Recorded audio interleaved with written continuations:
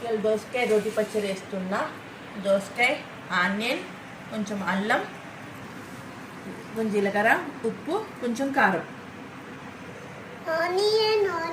కొంచెం జీలకర్ర వేయాలి ఫస్ట్. పచ్చి దోసకాయ పచ్చడి. జీలకర్ర కొంచెం మెత్తగైన తర్వాత అల్లం కొంచెం ఘాటుగా బాగుంటుంది.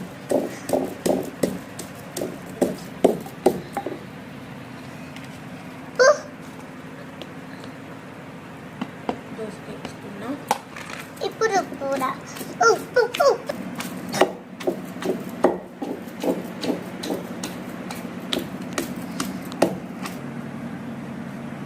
కొంచెం కారం, కొంచెం ఉప్పు.